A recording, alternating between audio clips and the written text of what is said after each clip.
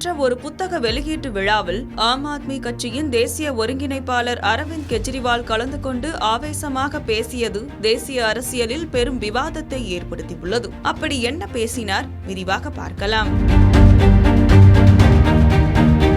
புதுடெல்லியில் உள்ள constitution club மவல்கர் ஹாலில் சிவசேனா தலைவர் சஞ்சய் ராவத் எழுதிய அன்லைக்லி பாரடைஸ் என்ற புத்தக வெளியீட்டு விழா நடைபெற்றது. இந்த விழாவில் பங்கேற்று பேசிய அரவிந்த் கெஜ்ரிவால் வரும் 2026ஆம் ஆண்டு இறுதிக்குள் பிரதமர் நரேந்திர மோடி தலைமையிலான ஆட்சி முடிவுக்கு வரும் என்று அதிரடியாக தெரிவித்துள்ளார். தனது அரசியல் புரிதலின்படி பிரதமர் மோடியும் அமித்ஷாவும் விரைவில் பதவியிலிருந்து விடைபெறுவது உறுதி என்று அவர் குறிப்பிட்டார்.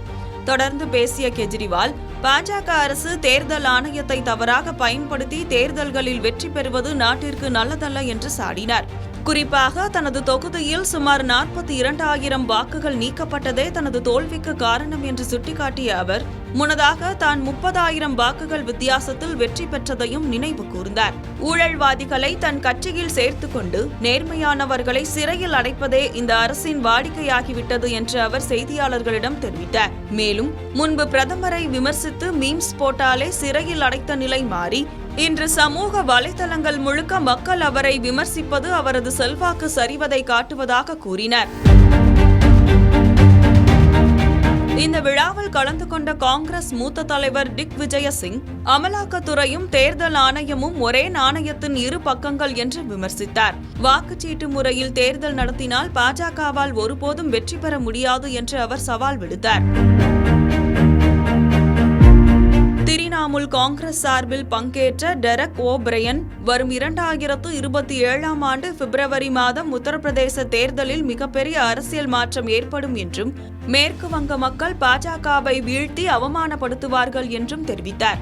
மேலும் சிறைக்கு செல்ல வேண்டிய 15 முதல் 20 பேர் தினமும் நாடாளுமன்றத்தில் தன்னை சந்திப்பதாகவும் அவர்கள் பாஜகவில் இணைந்ததால் தப்பித்துக் கொண்டதாகவும் அவர் பகிரங்கமாக குற்றம் சாட்டினார்.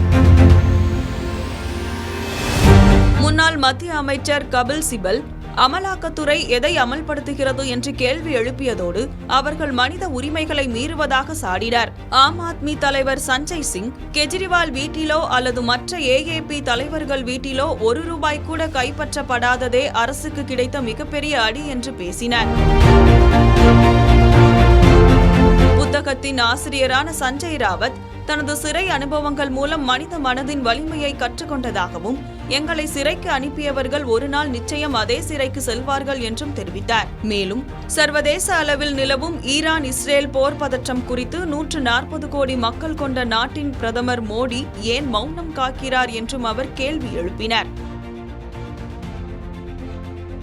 சிவசேனா தலைவர் அரவிந்த் சாவந்த் சஞ்சய் ராவத்தை சிங்கம் என்று பாராட்டியதோடு அவர் மீதான நடவடிக்கைகள் பிரிட்டிஷ் காலத்து அடக்குமுறையை விட மோசமானது என்று தெரிவித்தார். எதிர்க்கட்சிகளின் இந்த புகார்களுக்கு பதிலடி கொடுத்துள்ள பாஜக தலைவர் பிரகாஷ் ரெட்டி, கெஜ்ரிவாலின் கருத்துக்களை கேலிக்குரியவை என்று விமர்சித்துள்ளார்.